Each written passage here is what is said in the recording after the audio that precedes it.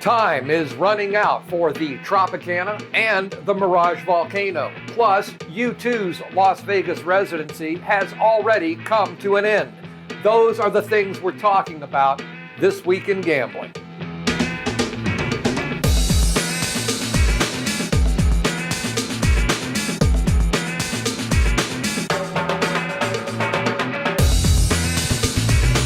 The days of the Tropicana are numbered, my friends, and that number is less than 30.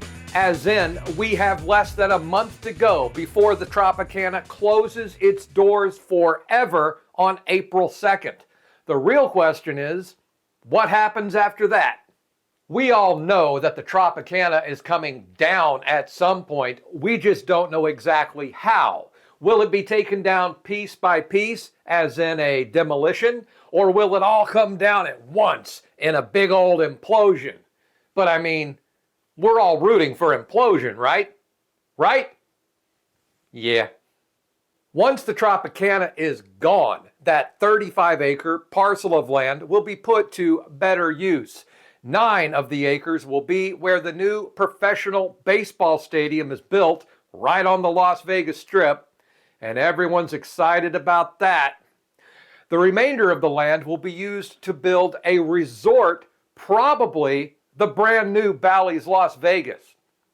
While we wait to see what happens with the Tropicana, let's slide on down the Strip a ways to the Mirage Volcano, which is back up and running following its closure during the Super Bowl. But no one knows how long it's going to stay open. Yes, the days of the Mirage Volcano are also numbered. We just have no idea what that number is.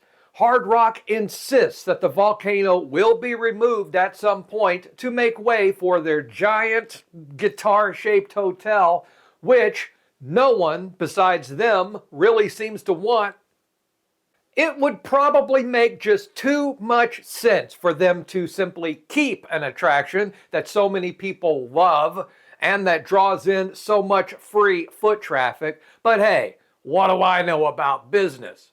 What I do know is that Hard Rock has until December of 2025 to keep using the name Mirage. So at some point between now and then, I guess we'll find out.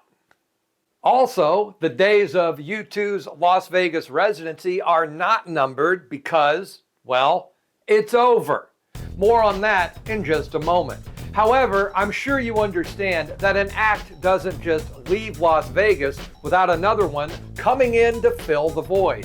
That's exactly what's happening when Phish moves into the Las Vegas Sphere in a few weeks, but they are certainly not the only acts headed to Sin City.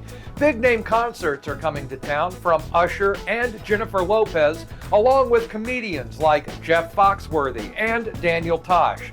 Casino City has all this information, plus what's happening around town. Simply visit CasinoCityTimes.com for more information or to sign up for their newsletter. And finally this week, U2 performed their very last show at the Las Vegas Sphere on March 2nd, officially closing out their residency. The sold-out crowd was treated to an amazing show, plus there was a very special guest in the audience. Yes, what was supposed to be just a few shows to open the new arena turned into a 5-month residency. And at their last show, on the front row, was none other than First Lady of the United States, Jill Biden. Of course, she didn't want to attend a U2 show.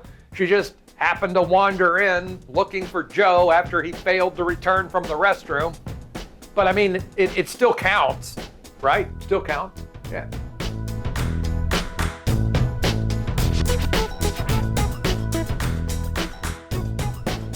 I'm going off the rails on a crazy train.